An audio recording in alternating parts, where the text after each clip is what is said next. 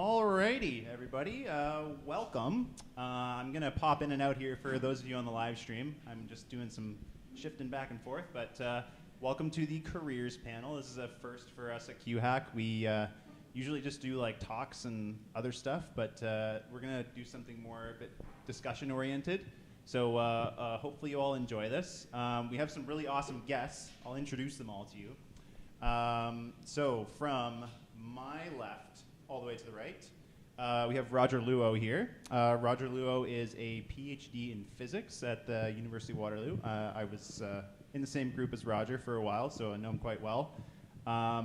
He's worked for QERA, and can I say worked for QERA? Yep. Okay. Roger will be with QERA shortly after he finishes his PhD. So round of applause for Roger Luo, everybody. Thank you. Then we have Richard Givhan. Richard is the CEO of Haiqu. Haiqu. I was going to say Haiqu with a Q. That's what got me mixed up. Haiqu, if you haven't heard of it, is a startup building software to enhance the performance of quantum processors. Go check them out at haiqu.ai. That's the website. Round of applause for Richard. Okay, and then we have Jake Malliaros. He's a senior venture manager at Creative Destruction Lab. Creative Destruction Lab is right here in Toronto. It's a global startup program for seed stage science-based companies. So I've interacted with Jake several times, and the CDL boot camp you have, yep, that's a good time as well. So welcome to Jake. Round of applause to Jake. Yep. And then lastly, we have our moderator or host, Anastasia Marchenkova. I got a long list here, so I'm going to get through it here. She's a researcher at Georgia Tech in the Quantum Optics and Telecommunications Lab, vice chair of the IEEE Quantum Computing Standards Project, and she has a YouTube channel, which is quite popular in this community. Demystifying quantum technologies for everybody in the community. So please welcome Anastasia. So we're gonna just get right to it. So thank you everybody for joining us on the live stream as well. We will be taking questions afterwards. So about 5 minutes-ish. At the end, we'll have some questions. We'll pass around mics for the in-person audience first and get to questions in the audience. So yeah, without further ado, let's kick this off. Anastasia, floor is yours. Perfect. Nice to see everyone here today. I hope you're enjoying QHack. So first of all, I want to ask from all the panelists here. So we did a little bit of introduction, but what really inspired you to start your career in quantum computing? And really, how did you get started in the field?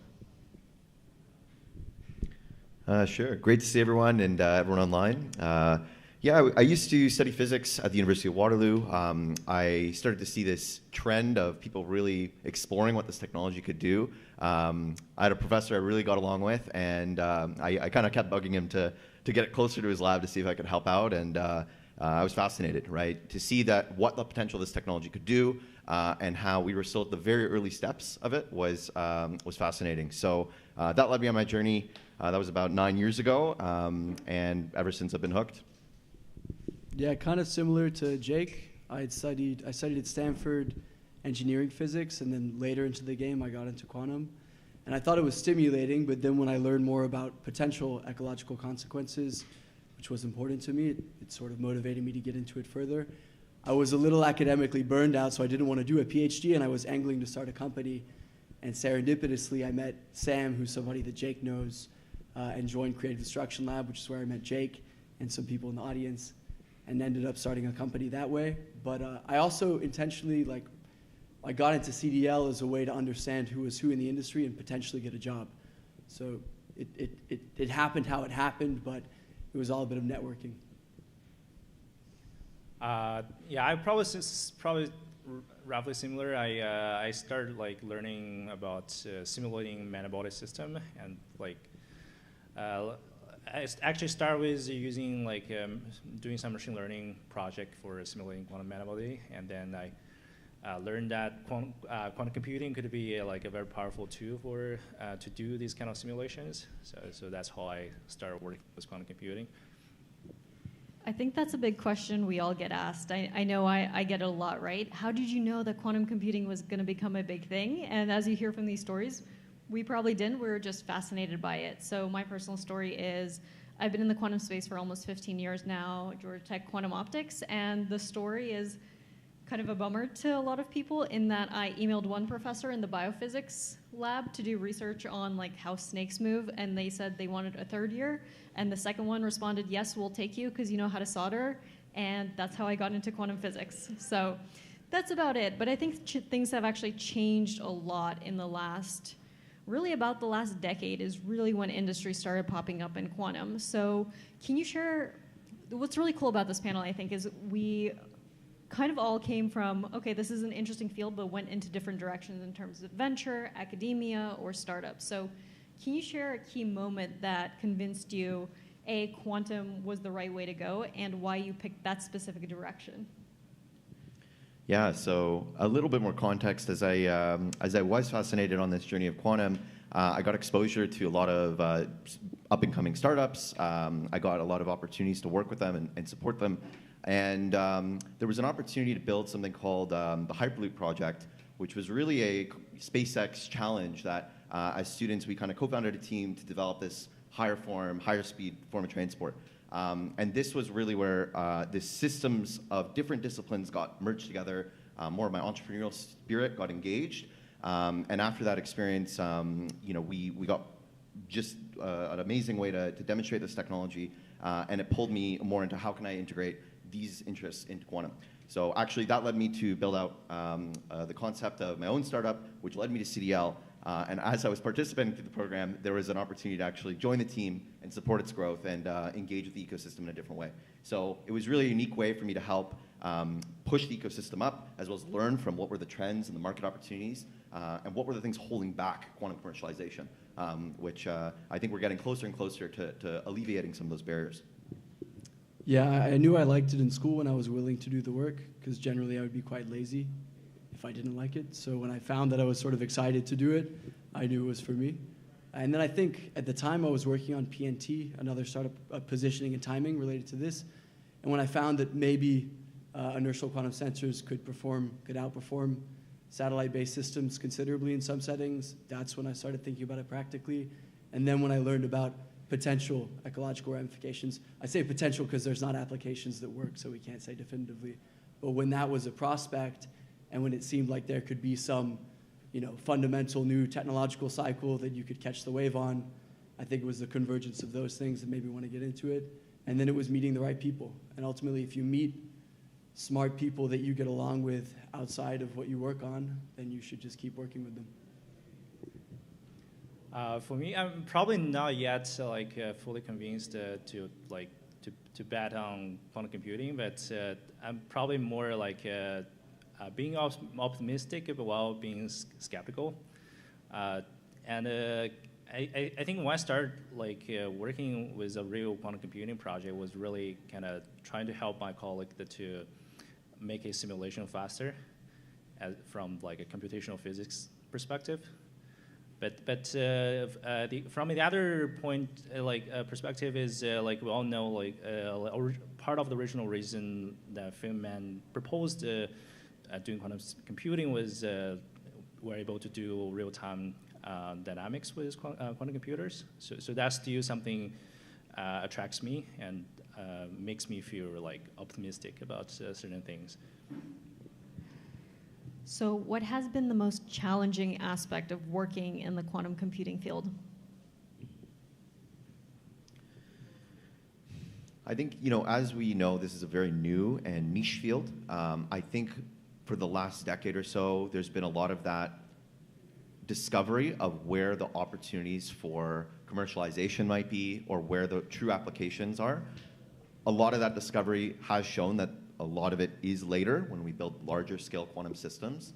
And now there's this push, and always has been, of how do we get there sooner? How do we make the economics work? And how do we actually build something scalable here? One of the issues that we see with CDL, and one of the kind of opportunities as well with this, is around the quantum supply chain, right? So there's a number of companies now emerging, building enabling technologies, or technologies such as error correction, control, interconnects, and they're finding the right way to fit in the ecosystem. Do they sell to these large players? Do they kind of build their own system? and how do they do that without the resources or the massive demand that we see in other industries? So it really is an important challenge to solve, and I'm hoping that we can build a more rich supply chain and ways to support that as we continue to grow this ecosystem. Yeah, there's a lot of things that are inherently difficult about doing a startup that are then hard to decouple from doing a quantum startup. But probably the most frustrating on a daily basis is the state of hardware, because you have things that you simply can't test. And then to give you some historical analogy, when Microsoft was trying to build the DOS, they were building it for this Intel 8008 chip, but they didn't have a chip, so they had to build a simulator of that chip. They had the memory specifications, et cetera. They had to build a simulator of that chip on a PDP-10 and then build the DOS based on that simulator, and then they had one opportunity, as the legend goes, to test it. And we're not really at the point where we even have one existing Intel 8008 chip where we can go test something on. And of course, the other difficulty is that the simulator, in some cases, there might only be some 5% discrepancy. And of course, the context there is specific to the type of noise, so coherent noise is still very hard to model. But we've tried a lot of things that work very well on simulator, on noisy simulator, and only some of them will map. And then you might say, okay, well, I'm going to go build a much more realistic simulator so that I can test things in-house, and that way I don't need hardware access. But by the time you build that realistic noisy simulator, the noise model of the existing chips have changed, and that effort is futile. So it is quite difficult to be doing near-term relevant things, given the rate at which the hardware is changing and the state of immaturity of the hardware. So yeah, the hardware doesn't suck, I'm not going to say that, but it definitely makes it harder. Yeah, I feel one challenge thing for me is being able to work in a large collaboration, actually in an industrial group, and you're now just having academia researchers, but there are also a lot of engineers with very, very different background. And people are speaking entirely different languages. It feels to me like this is something new to our community, and it's probably not new for other industry, but industrialized this is really necessary to push the engineering forward, and that still remains a challenge, I think. That's really funny, because in my pitch, I'm always like, back when I was in school, I had to sit in a lab with only physicists, and now we get to talk to people from all sorts of backgrounds, right? These are going to be the domain experts that are actually using quantum systems. I'm likening it back to the 60s, 70s, right? The physicists were building the computing systems that everyone uses these days. But I get what you mean. Sometimes I'm, working with a group of physicists, and they're like, why can't we ship this as is? And it's 30 different packages, and it's a 30-page install guide with an old version of a thing that only works on one specific version of Microsoft. And I'm like, no, we can't actually ship that to a customer. That's why we have product engineers and enterprise-grade technology, right? So positives and negatives of working in that space. So I think one connecting thing for all of us has been, obviously, we haven't all just done this journey on our own into the quantum space. So can you tell me maybe about a mentor that you've had in your life that has helped to kind of bring you up to the next level in the quantum space, and how that's played a role in your career development and the direction that you're going? Yeah, I mean, I'll talk about a mentor, and part of the reason actually we have created the quantum stream at CDL. A little bit of storytelling here too is, Xanadu had come through the program of CDL, the AI stream, many years ago, about 7, 8 years ago, and this was one of the primary factors, along with a scientist, a researcher, Peter Wittek, who's unfortunately no longer with us, but was a leading quantum machine learning expert. Those joint forces was part of the reason we started this stream, to try to get ahead of the curve and help the ecosystem. So Peter was someone that I engaged with in Waterloo. He came for a talk. I knew about his work, and he really, even though I was young and early in my career, gave me a chance to hear me out and to compel me in certain directions of my ideas, and was a big factor of what drove me closer to CDL, to try to keep the legacy going. So yeah, he was a great mentor, and I know even some people from the audience I got connected to through that as well. So yeah. Yeah, I didn't have a very a quantum computing specific mentor. I did have a professor Adam Boland, who teaches at Stanford, who did a lot of the theory underpinning the initial supremacy, Google supremacy experiment. Think what you will about it. But he taught with a very infectious, positive energy, and I think that's what ultimately got me excited from day one. I would say from the company perspective, I had lived with friends who were starting companies sort of at the seed stage at the time. And when you see people go through that, I mean, I was quite literally, renting the same room, sleeping in the bed in the other side of the room, like paying like $600 a month to share that room. And this person would wake up and take a call in the morning, and I would just be sitting there eavesdropping. So once you see somebody going through the process, it demystifies it a lot. How do I raise money? How do I do all these things? Once you realize that's tangible and plausible, and then you have some interest in doing quantum computing, it becomes a lot more realistic. So I would probably owe it to those two people. Yeah, for me, I probably have more two mentors as well. So first of all, I was almost gonna be like a C++ engineer 5 years ago, because I had a visa issue with my the other PhD program, and my current supervisor and my previous supervisor just managed to bring me here in Canada, and then I can continue my research. And I think they also taught me like how to think like a physicist, all these renormalization group stuff. So which kind of influenced a lot on my research styles and what I do afterwards. So now, what advice would you give to someone who wants to get into the quantum computing space today, whether it's industry, academia, venture, anything? Well, I think we're going through a bit of a transformation.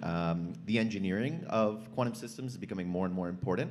As mentioned, kind of in the past eras of new emerging computing technology, a lot of the kind of science and physics of it was being developed, and now we're starting to have certain systems tuned, scaled, make more efficient, and that requires a lot of interdisciplinary knowledge.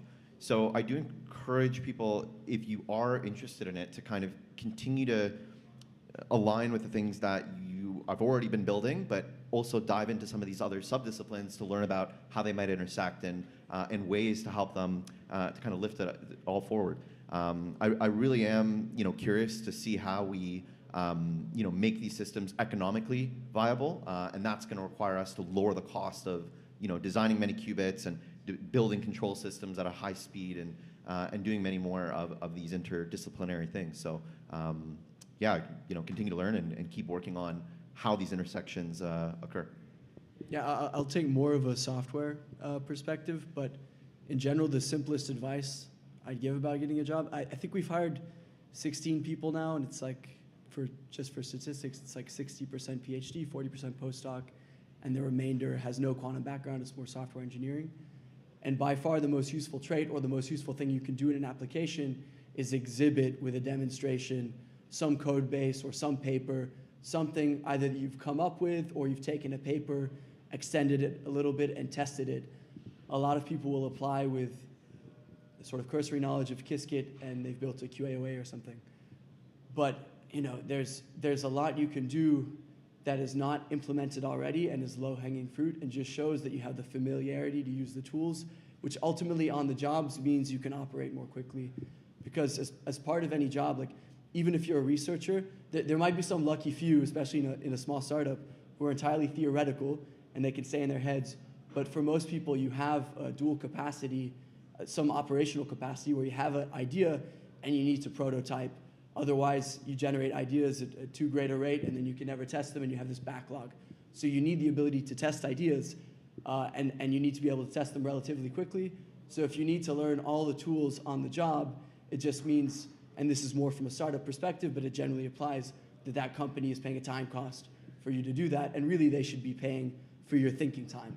And so I would just say be familiar with the tools. It's actually very important, even if it feels supplementary or sort of operational, you don't feel like doing it, but demonstrating that you can program with decent style, that you can essentially communicate with a programmer whose job it is to systemize your prototype is really important. So if I was going to give a useful piece of advice, it would be that. But I would also say, I agree with Jake that hardware is very cool. and there's a lot of low-hanging fruit, but you're very specific. There's a lot of modality risk, or it's very specific to the modality that you work in. With software, it's definite that we need to take a lot of the ideas that exist classically and implement some analog for them in a quantum sense. Though it won't be a direct analog, it's going to need to be specific to how the industry works. You can begin thinking about that now, and you could very likely put out some open source thing that has a long longevity to it because it's useful. So I would encourage you to look for some low-hanging fruit and some white space within software, because I think there's a ton. That's what I would say. Just really quickly, I will say for the physicists out there, first thing I do to any physicist that joins my team is I give them a copy of clean code, because as I say, physicists are really good coders. They're terrible software engineers. So just by having that background already, it makes a lot of that interdisciplinary work with software engineers a lot easier. Yeah, I kind of agree with that. I kind of started my software journey by working with some random open source people through PyTorch and other GitHub large packages. And basically, after you read other people's code, and it's like reading a nice textbook, you kind of start learning the actual engineering ideas. And it's going to be very hard to learn from the actual university course or textbook. And when doing interviews, you can actually tell who actually think about how to write a program with good abstraction, and who never thought about just want to finish work. And there's a huge distinction when you actually read the candidate's code. So I would suggest to you to actually read a piece of good code and try to even contribute to open source software, and that will help you learn a lot of things. Definitely. One of my mentors, when I started getting into the classical software game, as I call it, says physicists think procedurally when they're writing code, and so they just go A, B, C, right? You just write it all in one file. Computer scientists think more functionally. It's a little bit of a different way that they're taught to think. So once there was actually words put to that and I could look it up, that structure made a lot more sense to me of how we can engineer a system that can be, deployed to 1 million users, something like that. So as we mentioned, there's a lot of low-hanging fruit, which to us it seems obvious because we're in this space every single day. But for some people, they walk in and they go, there's so many physicists working on all aspects of software, hardware. So what are those untapped potentials, applications, areas in the quantum computing space that someone today might be able to do on their own and show that? Yeah, that's a good question. I think there's a lot. I think there's, I'm just not going to divulge on hardware because it's not my focus. I think there probably is, but the risk, I think it's unlikely that you're going to start your own hardware company unless you can raise an incredible amount of capital. So the likelihood is you need to find the low-hanging fruit within another company. So if we're speaking in a broader sense where you don't need to get a job in a specific place, software is the better perspective. There's basic problems. There's a lot of problems in compilation. And if you look at classical compilers, all of them were developed in collaboration among competitors, which would never happen unless it was that complex to develop. And I don't think it's going to be any less complex for a quantum compiler. So you can expect there's a lot of problems. There's some problems where you can't compile quickly enough. Let's say you have a series of 200, 2,000 circuits, and you need to compile them all quickly before there's some decalibration that happens. This is still a problem in a lot of settings. In our case, what we find a lot is during the process of building our platform and doing research, we develop internal tooling that we then try and open source. And we're going to release an open source sort of QML transpiler, I guess, on the 15th or something. But the point is, we find through the process of building something that there's a lot of tooling missing. So it's a bit of a cop-out, but I would say try and build something and it will become very apparent to you. In the case of this transpiler, it's that, let's say you're doing something variational and you're just updating parameters, angles, by some small amount. For most transpilers, you need to retranspile the entire circuit every single time, even when all you're doing is changing some gates. And so it's a simple fix, but it doesn't exist. And so there's simple things like this that just relate to speed, which ultimately relate to time and then cost of using the device that are very important. So yeah, my advice would be go try and build something meaningful and you will find a lot of tooling that is missing. And tooling is, perhaps it excites you less, which is fair enough. But I would look at sort of the more complex tooling you're thinking about building, it corresponds to the more complex idea you're also considering building. You need more complex tooling for more complex things. So if you find yourself in the position needing some complex tooling, it means you're probably on the hunt for some interesting idea anyway. It's funny, from the hardware side, I get a lot of nonsense from people online being like, why do you use Windows? Some tools only work for quantum control systems on Windows 95, not even the latest versions of Windows. So literally, if you can rewrite something like that so it would actually work, that would save my life. And there's a lot of these tools like that out there. So talk to your local folks in the startup and ask what they're working on, because yeah, this is a big problem. Yeah, I think another side of the spectrum, and I think whatever application you're working on or you are interested in mixing in that domain, it really comes down to benchmarking, right? This is a big part of what's going to be relevant to a potential user, a potential customer, or even to see is your algorithm actually outperforming something out there. So right now there is a lot of nuance with the idea of first resource estimating and then benchmarking and then scaling it on different types of hardware. And I know there's tools emerging in that space, but finding a streamlined flow or process to kind of do this with what you're building, it's critical to kind of actually make that impact and even measure how much of an impact it's going to make. And in many cases, this is what a lot of our startups we found is one of the key ingredients for them to, once they engage with their first customer, their first pilot, how do they actually take those results and scale the credibility for them to kind of go into other people and say, look, we worked with this organization, we looked at these chemicals in this way, we're now able to show that this method is superior or can be more helpful. And right now, I think it's still a big barrier for many demonstrations of quantum, and what's going to open up our way to eventually quantum advantage. So I kind of feel that Windows problem too. And what makes me thinking is I feel our especially in terms of software community, we kind of start with more high level stuff from quantum information theory and start building software for those quantum circuit, and trying to push that and maybe a little bit lower to versional algorithms. But at the low-level interface and low-level software for the actual hardware is not that well explored yet. And one reason is because the hardware wasn't that easy to access and wasn't that powerful yet. But I think with the progress of hardware and there's going to be a lot of opportunity to write those low-level softwares, and it's going to be very useful for a very near term. Yeah, and I think there's definitely a little bit about, I don't know if you all have seen this, but I like to just poke through job applications all the time and see what's happening there. I've noticed in the last few years, some quantum companies, everything was Python-based for the longest time. It's been Python-based for a long time. I've been seeing more and more Go and Rust kind of popping up in job descriptions. Not sure if you've seen that, but that's always interesting, right? It's you don't have to always start with something completely novel if you want to contribute to the field. Even writing a package in a language that doesn't have it will help you learn a lot about what's going on in the internal systems. Yeah, I agree. I think that would look very good. So I think you've written a lot in Julia, for example. So if you did this, it would stand out to anybody looking at your job application. I wanted to add one more, because I didn't give anything conceptual. It was more tooling perspective.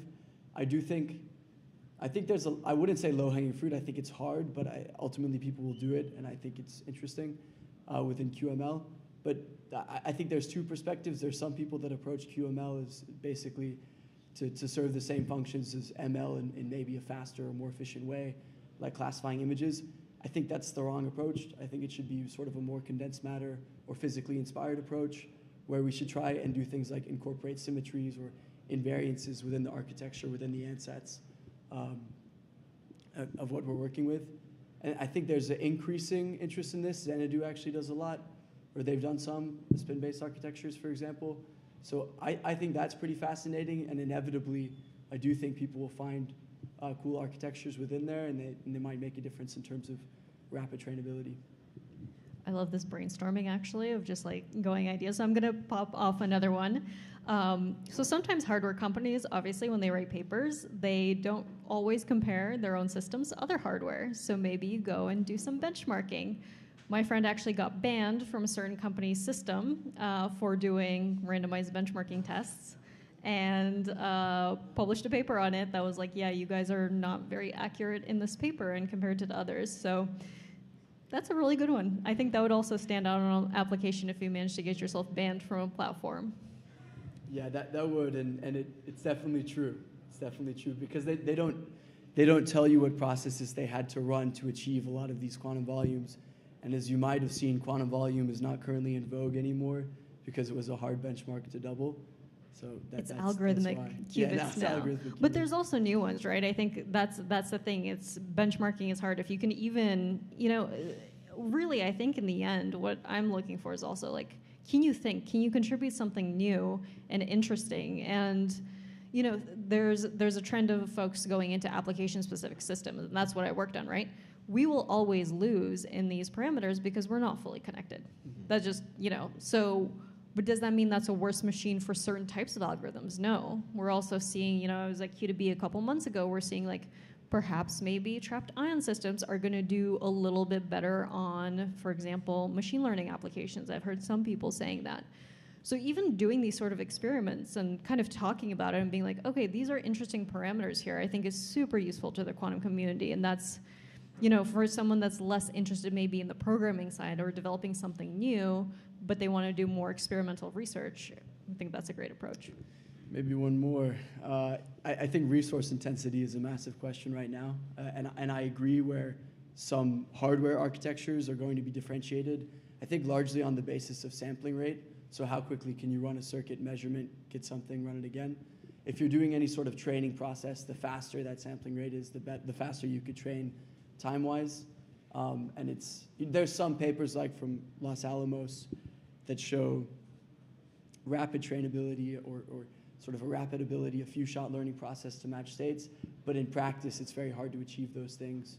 I've heard actually different things or experienced some different things on trapped ions because sometimes they're kind of slow, but they are a lot.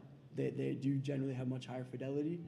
The question for me is, and the same thing with neutral atoms, even though there's considerably higher fidelity, are the sampling rates, which can be order of a second too slow than to run any meaningful variational process?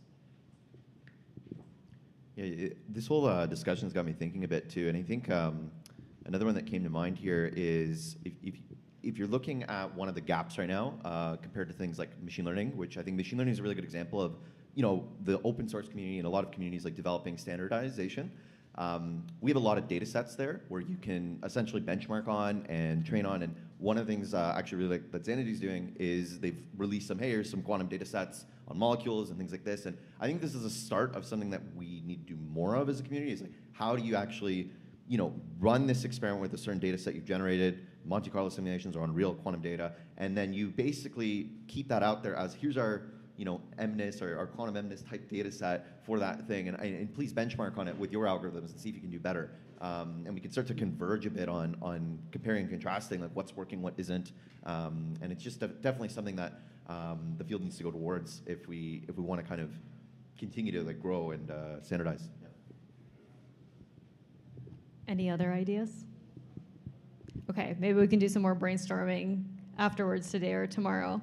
But let's look a little bit into what skill sets we're looking for. We touched a little bit about this with the projects, but because it's so interdisciplinary, I'd like to hear from folks. What are you going to recommend people focus on if they want to enter the field? And you can take it from your own personal experience, like if you wanted to join your company or your lab or broader.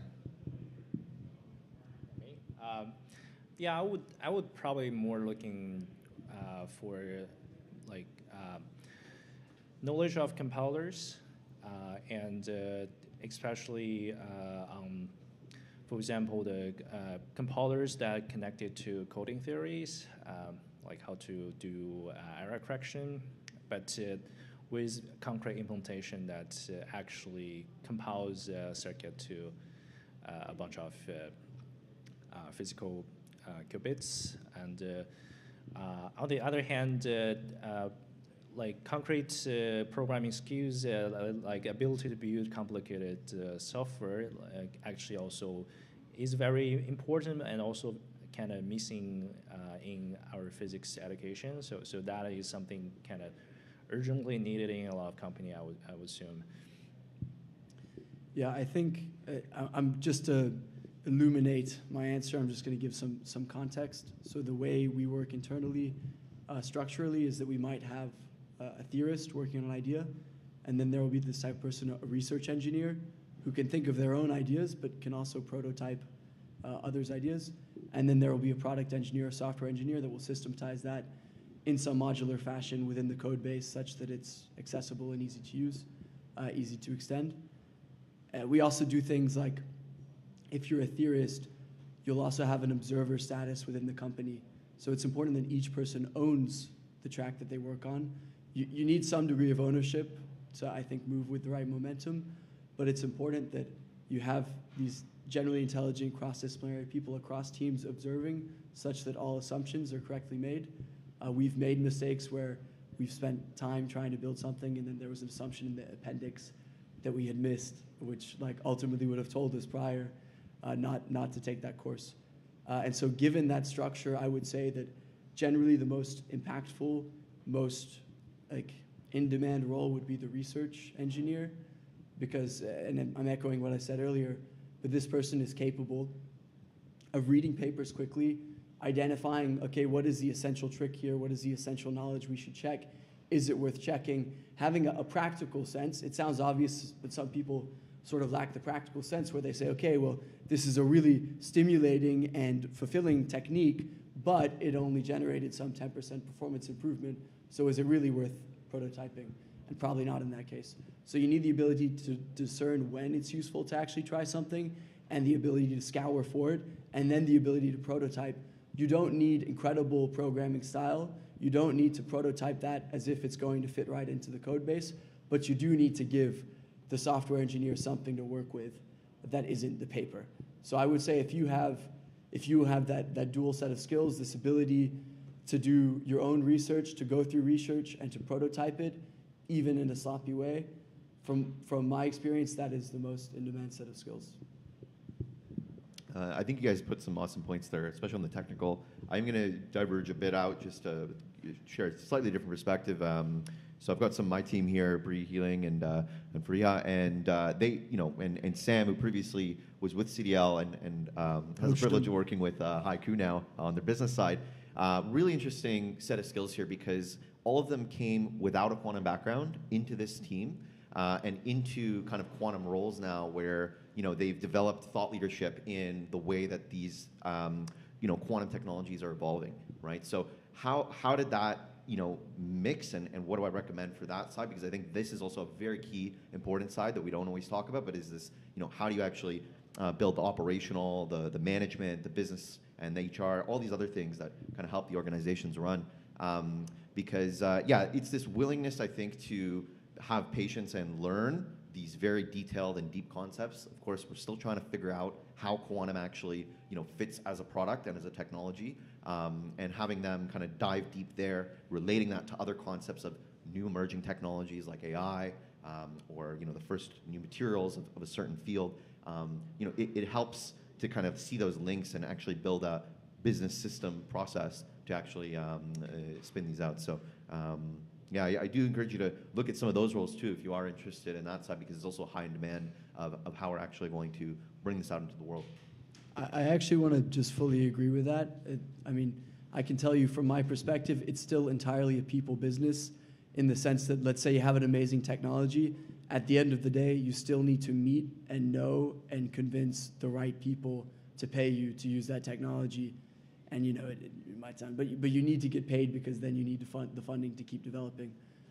And the people skills, the ability to efficiently communicate what is ultimately complex is, in every industry, an essential set of skills. And even if you're not on a sales side or on a growth side or on a business side, within an organization, you're always negotiating for the prioritization of your idea because there's always a ton of ideas.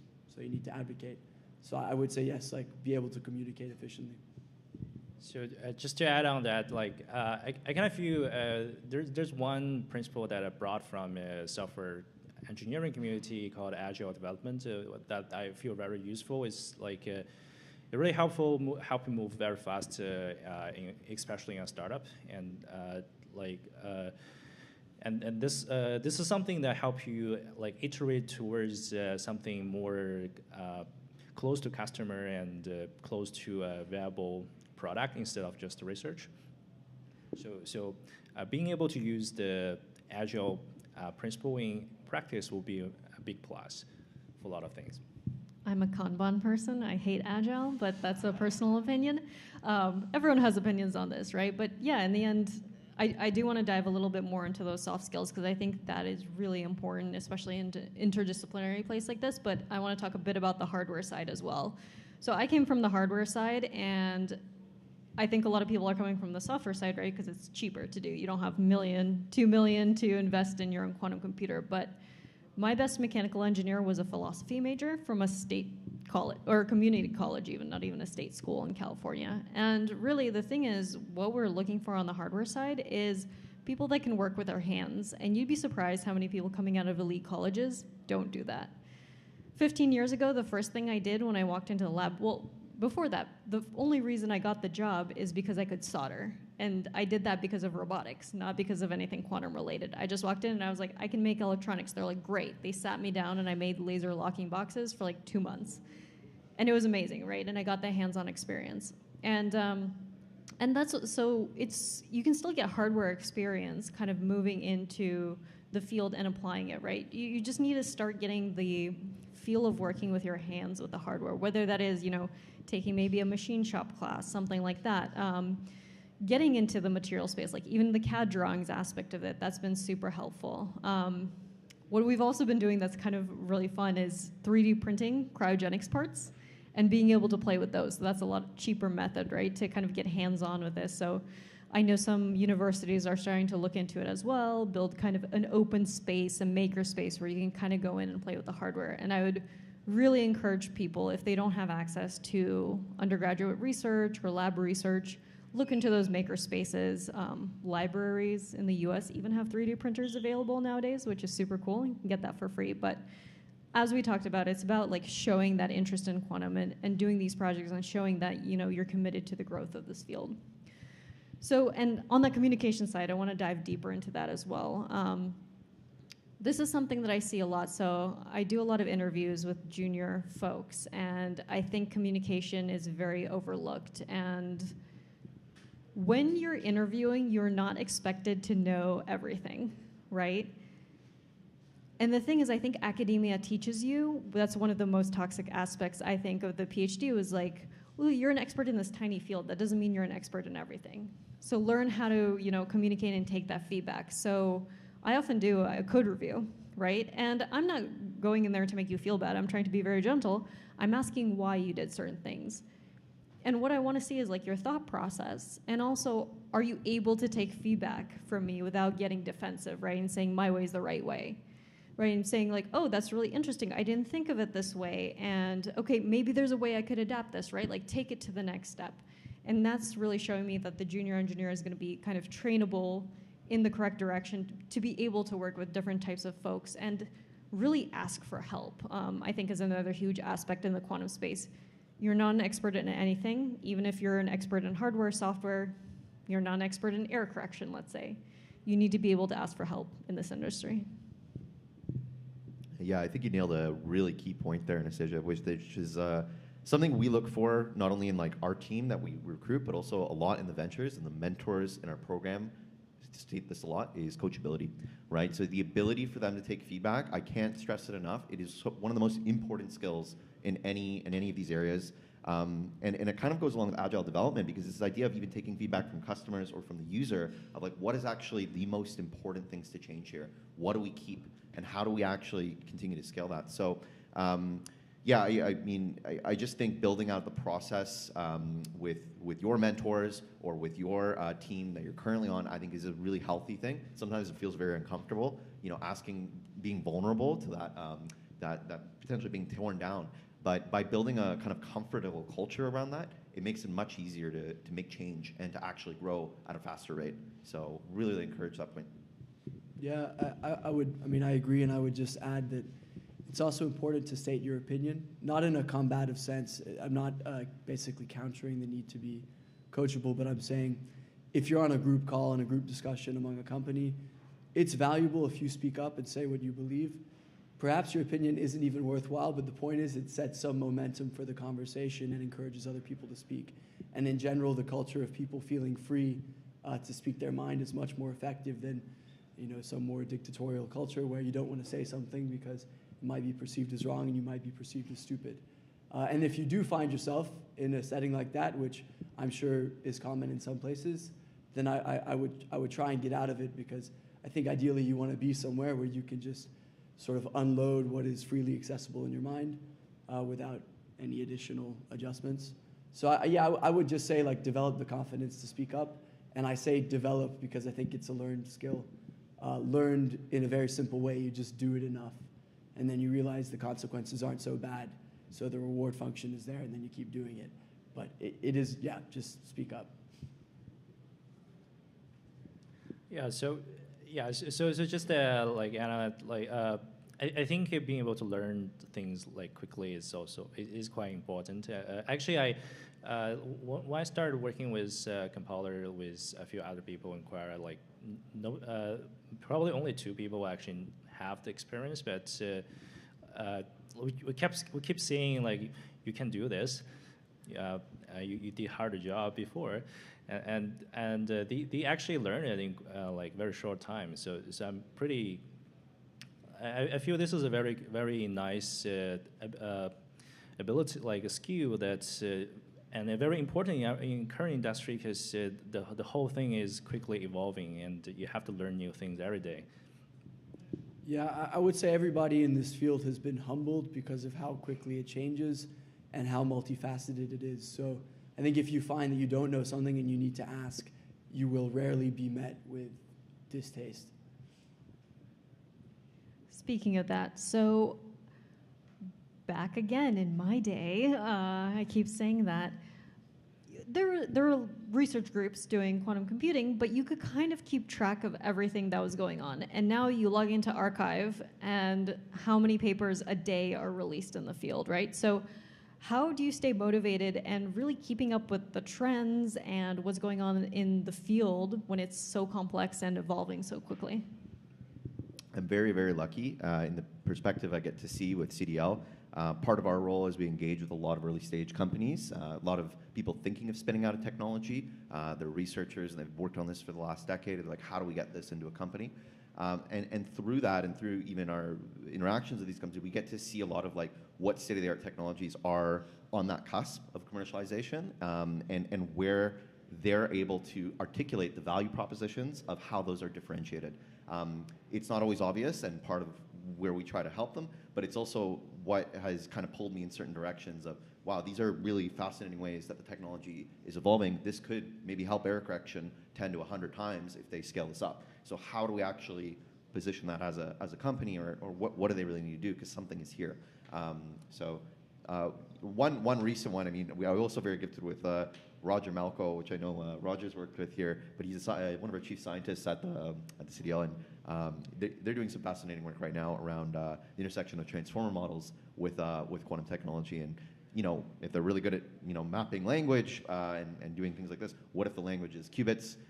And they're very good at these long-range contexts of how qubits interact. So can we use them for control, for better error correction methods, things like this? So I think we're on the cusp of something very interesting there, and that's another particular area that I've recently really wanted to dive deeper into. Yeah, for us, we need to be very intentional about this, because it's like a legitimately high risk. If you're pursuing the wrong course and you have finite resources to pursue some course, you can find yourself in deep water with little money left. So we do a few things. The main thing is we do a journal club twice a week.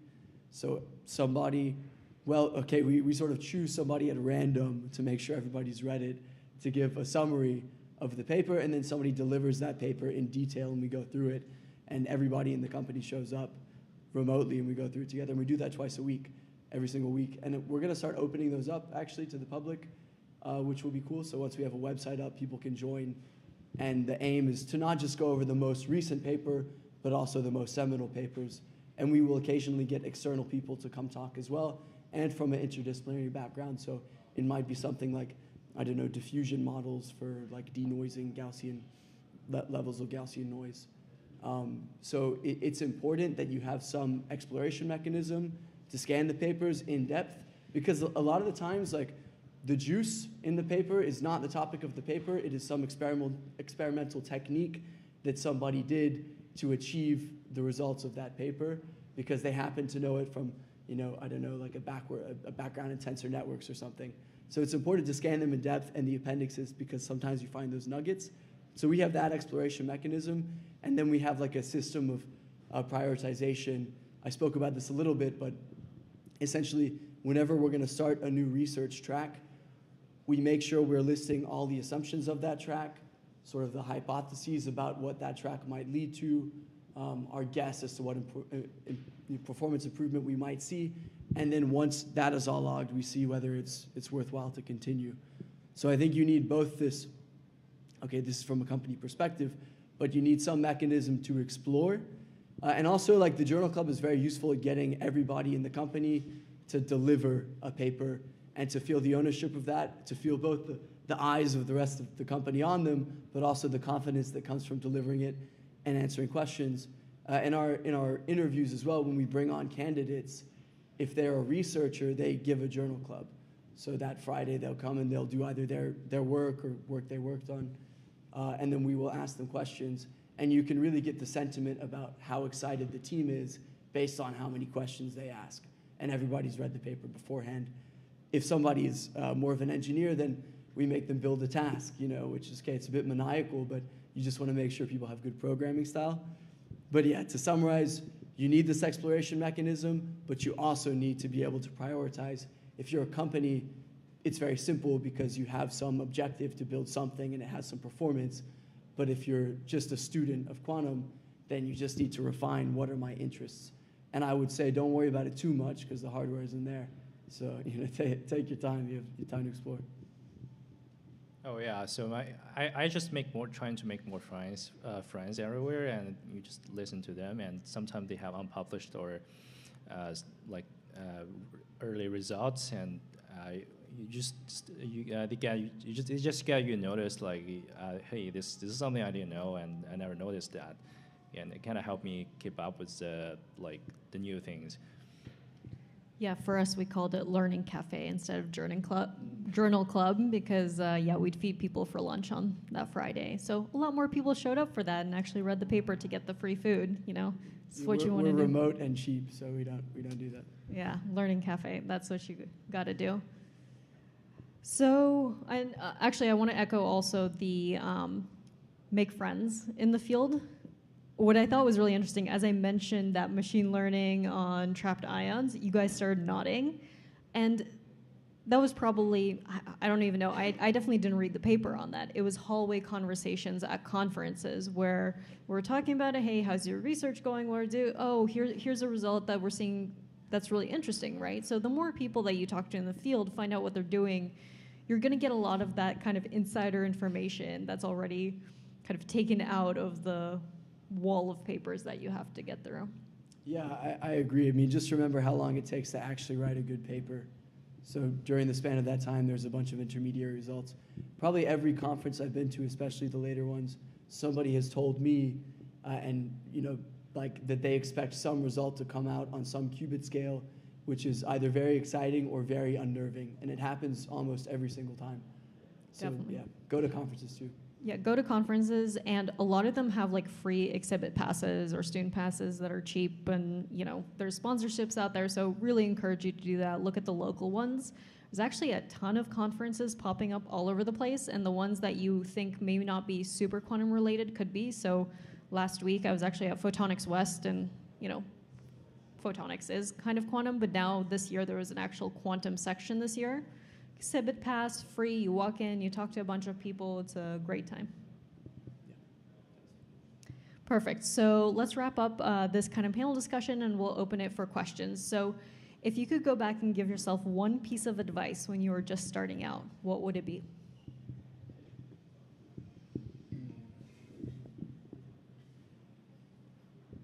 I'll start with mine maybe then, while you guys think on that one, because I've thought about this for a long time, but My thing is more general, not quantum. If you're making a decision, to try something new, usually you want to try it. Even if you think you might not be good at it, might not be interested, if it's a reversible decision, just go and try it. So for me, that changed my life. I was an undergrad, and I thought I was going to become a professor and stay in academia. And then I crashed the servers at my university one night and got in trouble with the honor board. It was a very social network, Mark Zuckerberg type story. But instead of getting expelled, I actually got a check for seed funding for my first company. And I'd already been accepted for my PhD, but I thought, I'll do this for a year. What's the worst that can happen? I have no idea. I thought, you had to be in your 60s to start a company. But I can just do this for a year and go back, right? And it completely changed my life, because then I sold the company, which was great. Went back to school, realized that wasn't the path, and that just opened doors to so many other things that I'm doing. So I'm really grateful for just, no matter what the experience is, if someone says, hey, you want to try something new? I'm like, yeah, let's try it. What's the worst that can happen? People have a really short memory, so if you fail at it, no one's going to remember anyway. Yeah, I agree with that. I would say what I've realized is most generic advice that you might get from a business book or just some generic advice that somebody's giving you is usually true, but it has no meaning for you unless there's some experience you've had underlying it. So there's sort of a qualia, if you're familiar with the term, to that advice or that truth, which you need to possess to appreciate the advice. And so I'd read some of these startup books a long time before trying to start a startup, and I don't think I retained a single thing genuinely. And they're very short books, and they feel very shallow. When you read them after going through the experience, they make a lot more sense. And I would say that's probably true for a lot of the advice that people give you, like be patient, it takes time, be consistent. I mean, it doesn't really mean much until you've been patient and you've been consistent, which is a bit of a joke, but that's how it is. So I would say take that advice, and as Anastasia put it, just try it. As you gain experience, all those things will click into place. It's not a very useful piece of advice, because the whole point is that advice actually teaches you nothing until you just naturally do it, but that is what I've found. Yeah, but that's really the thing, right? It's like, it in theory, right? Oh, you have to go out and get your customers, right? And then you spend your time building an app or a feature, and it completely fails, and you're like, I should have actually done that thing. And now you do it all the time, right? And you learn those methods. So I'd be curious to hear if there's any startup book you like, though. Yeah, there's like, honestly, all of them. I like all of them. When you read them, there's always a nugget in there. Like all the generic ones. Hard Thing About Hard Things is one of the more recent ones. That one's quite good. He's trying very hard to be cool, but he is cool, and it's a good book. My favorite? Let me think for a little bit, and I'll talk about it. Yeah, so I guess my advice is if you have an idea and if you have an idea and you want to do it, and you gotta believe yourself and try to find opportunities to realize it and stick with the idea. Because for me, I sometimes kind of like, I kind of usually have some ideas, and I start, and then at some point I start thinking it's probably not a good idea, and then going back and forth, probably 2 or 3 years later, I realize, hey, that idea actually works, and I should do it earlier. So I think my advice would be believe yourself. I think the one I would tell myself is passion with purpose. I actually think passion is an amazing but also a very dangerous thing, where at least in my path, I was also very pulled into different areas of technology, different types of projects, which I found interesting. When I was working on particular companies and organizations, like for example the Hyperloop, this was something where this would be great if we had this. We need to make it more efficient. Let me just go out and build that. Let me work with the teams to do this. And sometimes getting pulled in those directions was a negative, right? Because it's like, how do we actually do it with purpose to really prioritize the most important things to focus on that will move the needle the most? I think it's something CDL's really taught me. It's a program about prioritizing objectives, and where the mentors try to push founders to kind of do this. And finding out how to focus to build up that tree trunk and then branch out and use those skills for other things, I think is a really, really important aspect of mastery. And that's something I really try to strive for. Yeah, I was trying to think of, I don't have a book to recommend, I think they're all pretty good, to be honest. You should just read. I mean, they're easy to read. You know, it's not Dostoevsky. It's pretty. They're efficient books, so just go read them. For me personally, I would say the most important thing is agency, the feeling of self-agency. Not really the desire to do everything yourself, but the knowledge that you're doing something that matters to you because it's the choice that you've chosen to make. And then I think most inspiration for me comes definitely from certain physicists, but mostly from artists, mostly from musicians. I think, for example, Miles Davis is probably my biggest inspiration, even though I'm not doing, I like music, but I'm not doing anything musical, because Miles Davis, you know, as just a whim of his own agency, recreated music probably 6 times. I mean, I don't think it's a stretch to say. You know, he took bebop, made it incredible, eventually did funk, just kept going, cool jazz.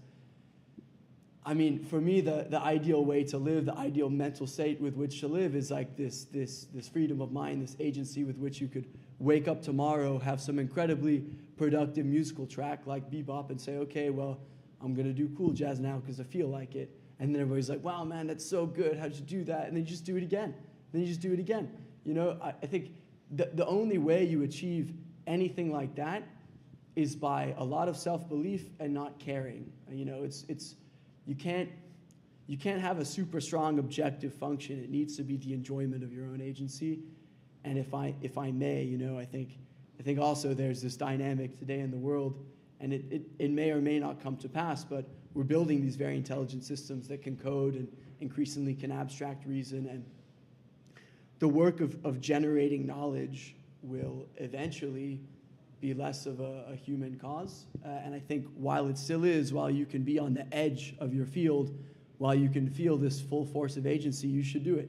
You should try and feel what it's like to try and be the best within your vein, because I do think at some point, plausibly soon, you won't get that feeling anymore. Good way to end that. So now we will open the floor for questions. First, round of applause for our panel before our questions.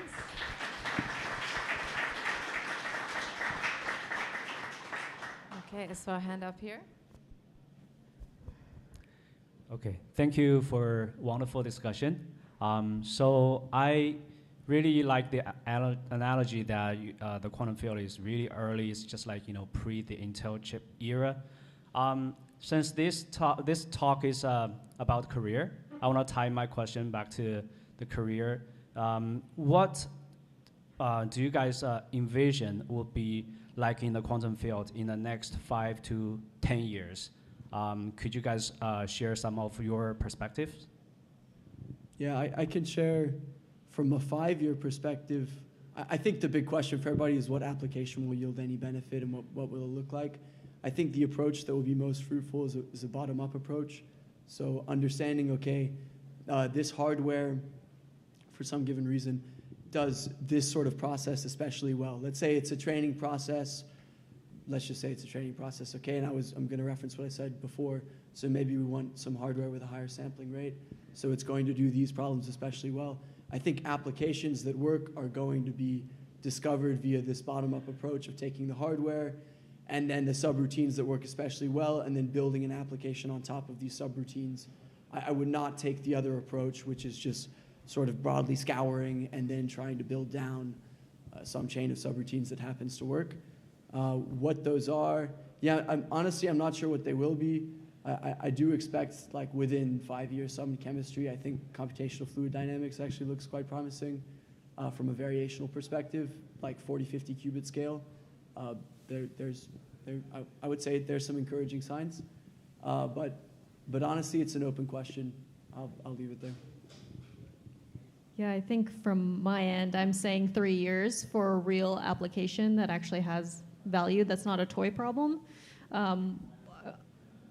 I'm really impressed in the last few months of where the hardware has gone. So people ask about quantum winter and how that's felt. Is it coming? I think we've passed it a little bit. And I think the nice thing about that is AI kind of distracted everyone for a little bit. And we actually sat down and got to work. And then we actually released some good papers over the last few months and new hardware improvements. So I think that's going to happen. What I think the next challenge then is going to be the scaling aspect, right? So if you're looking at any of the systems, they all have an issue with scaling that people need to figure out, right? So for superconducting, you're just getting to the point that there's companies trying to build, 1,000-qubit fridges. Okay, 1,000 qubits would be great. I'd be happy with that. Well, what comes after that, right? And even then, the 1,000 is tough. Trapped ions, neutral atoms have their own scaling challenges, right? Like you mentioned, gate times. There's different aspects of scaling there. There's a lot of interesting things going on, and I think what I've also been seeing in the last few months is like photonics is starting to come into play. So something we had been kind of looking at is could we use photonics chips to control RF signals instead? That's interesting. There's been a lot of acquisitions in the photon space, literally over the last 4 weeks from companies. So that's an interesting signal to maybe start looking at the photonics space. I think I would imagine so first of all I think NISC is dead. And the pre-fault tolerant era is coming, and application algorithm and hardware is kind of shifting towards that. It's a little bit hard to tell what exactly the application is, but I think in general simulating physical system that with quantum effects is promising. But I can't really tell if there's really such a real system that can show practical quantum advantage. But I think the next the new emerging hardware is bringing us to a new era of algorithm research and software development. Just briefly, so in the 5-year span, I think we will still see a lot of similar roles on the more specific subsystems that we're starting to see develop for quantum computers and quantum technologies. As well as more of an demand for maybe these systems level abstract type of roles like product roles, where we're starting to now see, okay, well we have tools for these subsystems, we kind of have ways to optimize these control mechanisms, these error correction things. Like how do we plug this into a very scalable way? So a lot of engineering going into those things, and I think this may be the larger adoption where we may pull a lot of the maybe ML engineers or cloud native engineers from a lot of the existing field into quantum, because they'll have more of an abstract view of how they interact with quantum systems, but won't necessarily need to be absolute experts of how a qubit actually moves information. And I think that's actually going to be really good for the industry, because we're going to have this huge flood of talent where they're looking for that next new technology to go. There's going to be capital flowing in, and they're going to want to be contributors to that field. So I do think there's an opportunity there. Thank you. Okay, you got our last question. And then we're going to go with the people on the stream. My question is, how do you deal with difficulties working with physicists and software developers? I remember seeing a YouTube video of you, Anastasia, talking about having a hard time trying to get physicists to work on GitHub, I think. Oh, so, that was such a story. Oh, yeah, so what's the I'll story tell of that. that? Okay, well, I'll tell the story really quickly. Okay, so just flat out refused to use GitHub, and I'm like, this is your job. You have to use GitHub, right? But at some point, I was like, I'm just going to let this play out, right? So what he was doing, he was like, it's fine. I'm backing it up every night on Google Drive automatically. And I'm like, okay, but you don't have a version history. So I went in there and I changed the code and broke it overnight. And then the next morning, all his code was broken. And he's like, I don't know what happened. And I can't change it. And I don't know what part of it was changed. And I was like, if you use GitHub, that would have been fixed. And then he started using GitHub. So that was my story. Good move, good move. It's the Chaos Monkey. What was it? The Netflix has a code that just deletes random systems and sees how resilient it is. That's me. I'm Chaos Monkey. Honestly, we don't have such a big problem with this, and it's probably just a function of scale. I think we're 18 people right now, so as that scales, inevitably there will be increasing tension among the different types. But we also tend to hire physicists with some numerical expertise for the reasons I mentioned earlier, and that tends to make things work. I just convinced the boss to force that, and everyone has to use it. Yeah, I think we're definitely going in that direction. I've worked with a number of different technical experts and physicists that are absolute geniuses in their own right. And for me, my philosophy of technical management, when you're working with teams like that, if there is a really high potential individual that maybe doesn't have that muscle worked yet of working on GitHub and doing continuous deployment and things like this. So I do think you have to be careful because sometimes they have so many other skills that maybe other people on the team don't have. And I really try to find ways like how do we still engage them and maximize their potential so they feel like they can make that transition. So I do think it's important to have a roadmap with them and work with them and say, here's the opportunity for it. Here's what can work if you start developing this skill. But really, maybe we can work together or you can work with the team to kind of translate this whiteboard stuff to just base code first and getting more used to that piece. Basically taking steps to their transition to integrate more of the team, but such a way that they can still maximize their potential. They really have a way to contribute that maybe other people on the team don't have, and that's why they're there, right? So. Yeah, I think that's really the thing. Like, usually it isn't as big of a problem because you kind of want to hire for these sort of characteristics, right, up front. Like I mentioned with the interviews, looking for folks that are kind of coachable. But I think that's the thing, is stepping back and being like, you know, these other people have these skill sets, and this is how you can help. And I always approach any conversation, whether it's a sales conversation, technical, how can I provide the other person value, right? And then, so if you're looking at, like, why are they not collaborating together, what's going on? It's like, here's the value this person can provide to you that you're just completely missing by behaving this way, right? And so that's one for like the interpersonal. And for the other aspect, I think it's like finding the correct language, right? Physicists have a very different language than software engineers do, and coming together of like, this is what the words actually mean that they're saying. You might be just talking past each other, right? Because that's how you're taught. Like I mentioned, my experience was like I was writing code in a way, and by putting that language of like physicists code procedurally, I was able to actually look it up. Like, this is actually an industry term, and I was able to look it up and be like, oh, okay, now I can have a model of how I can fix this, and this is why I'm talking past the folks that are PhDs in computer science.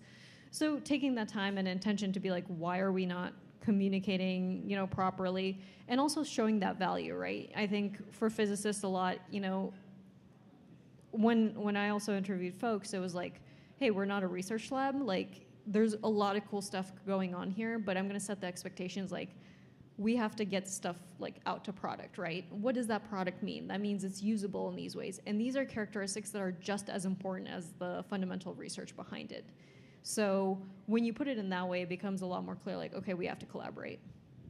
Actually, I do think it's important for there to be an outlet for abstract creativity within a job. You might be doing something very pragmatic a lot of the time, but if you come from a 4 or 5 year PhD, you generally like the abstract in a lot of cases, and if you never get the ability to exercise that, you get frustrated.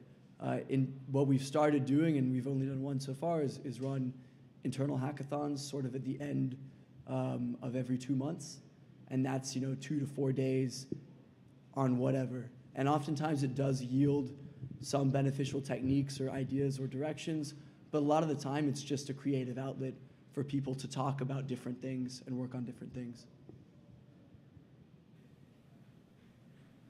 Cool. Right. Oh, okay. Here, I got a question from the chat here, and then that'll be it for today. So we have a question from Tutu Nenius on Twitch. The difference in being a practical application and being a product was not clear to me in the points you were making. What would be that difference? The difference between a practical application.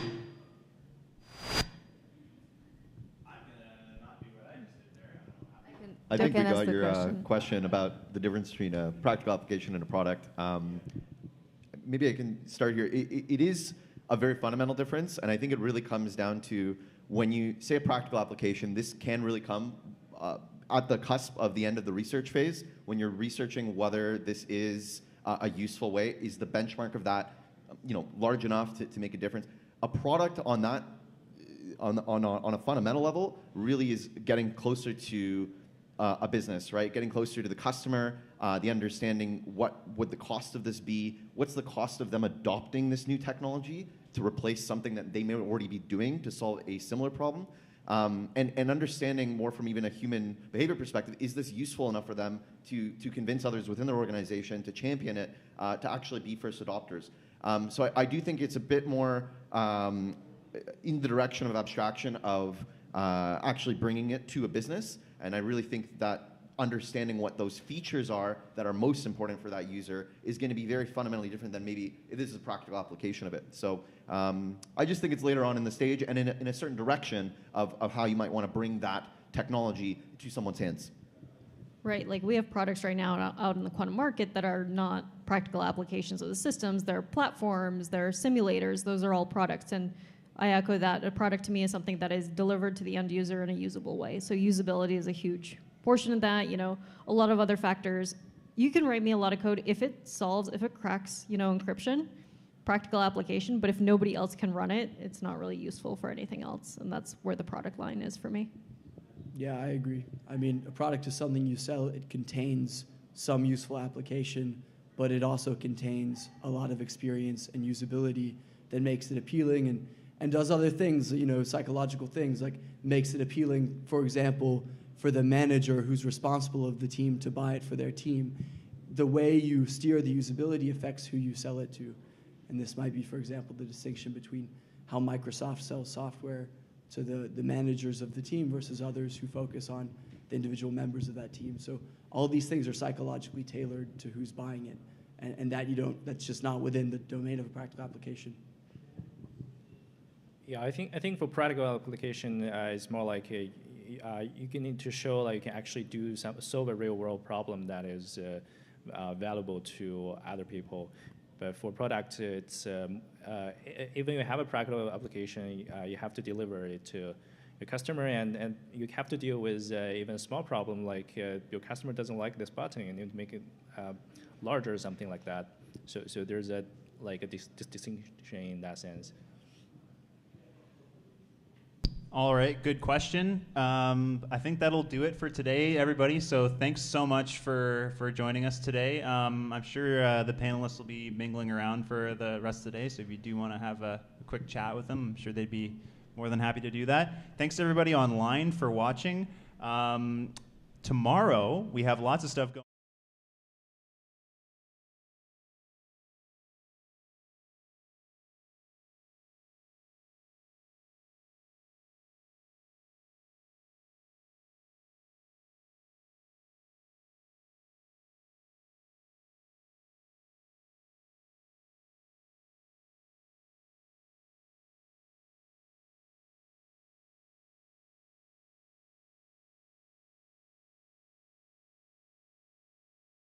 But again, just want to thank our panelists today, and thank you everybody for joining us. We do still have some more activities for the afternoon, but yeah, again, thanks for joining us, and have a good rest of your day. Cheers. Thanks so much, everyone. Thank you. All right, so the rest is not going to be streamed, so everybody in the stream is now going to,